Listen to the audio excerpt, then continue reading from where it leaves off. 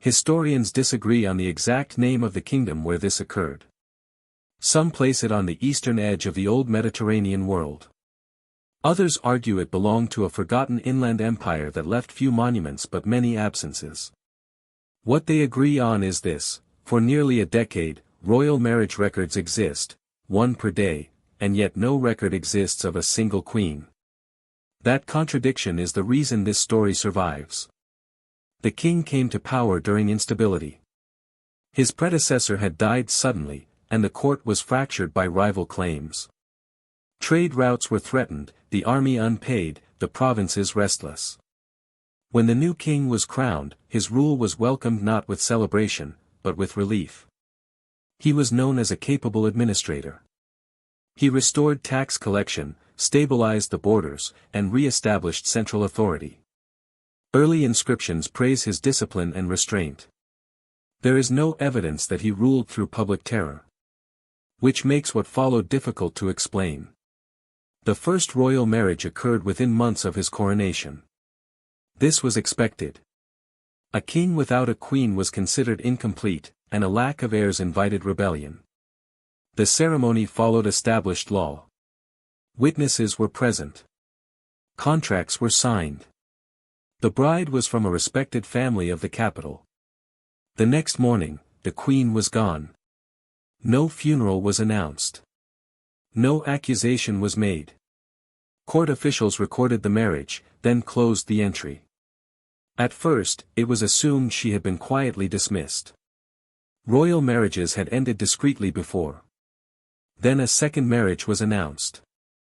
By the end of the first year, over 300 marriages had been recorded. Each followed the same pattern. Selection by royal order. A formal ceremony within the inner palace. Complete silence afterward. The women chosen varied. Some were noble. Some provincial. Some from families with no political significance at all. There was no consistent advantage gained from these unions. And yet, the king insisted they continue. No bodies were found. No trials recorded.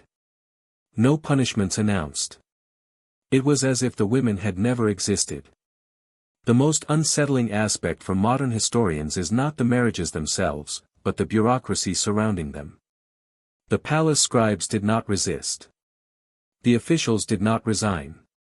The priests continued to bless the unions. This suggests that whatever occurred after the ceremonies was not publicly framed as a crime.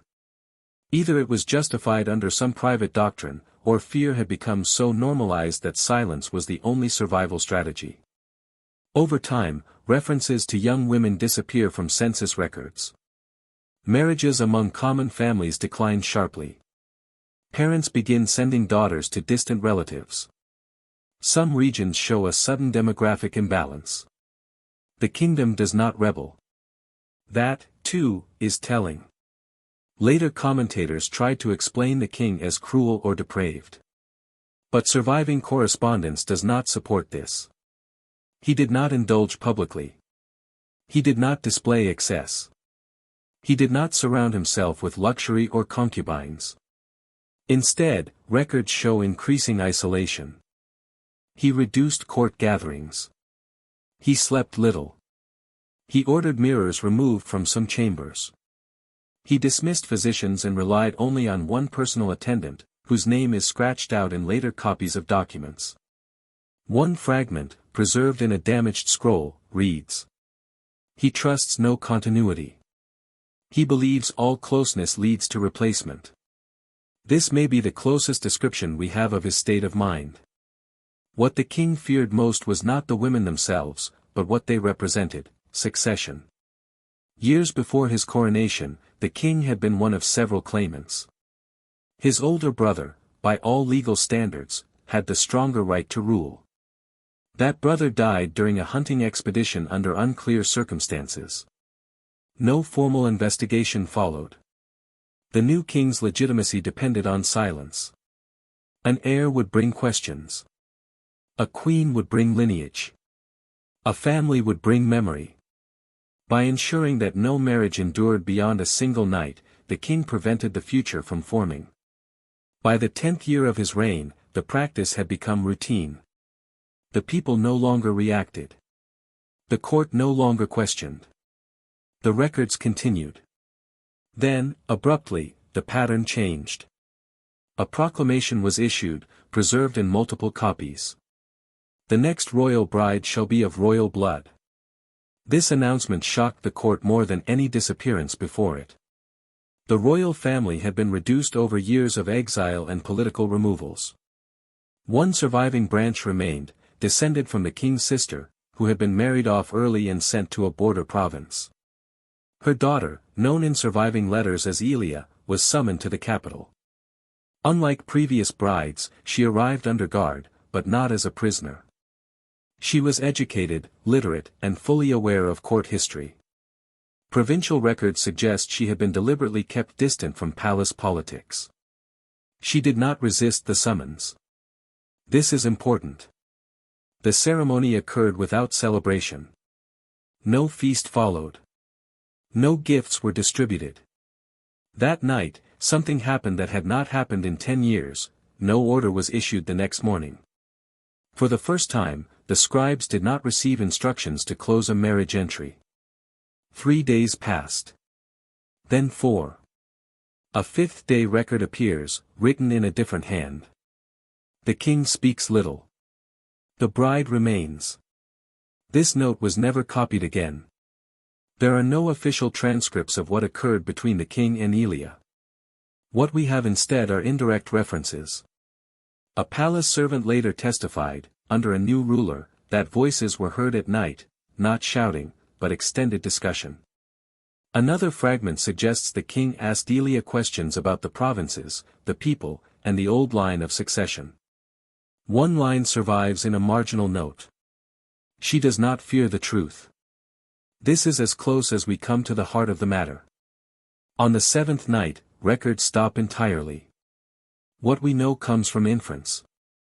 Elia was the first bride who could not be erased without consequence. Her death would have confirmed every suspicion. Her survival forced the king to confront what he had avoided for years, memory. She represented the bloodline he had displaced. The brother he had removed. The future he had denied. According to a later chronicler, Elia did not accuse him. She reminded him. There is a difference. The king was found dead in his private chamber shortly before dawn. No wounds were recorded. No poison identified.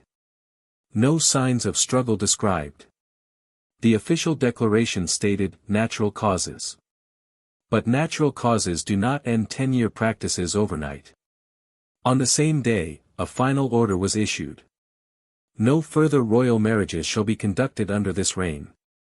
There was no next reign. Elia refused the throne.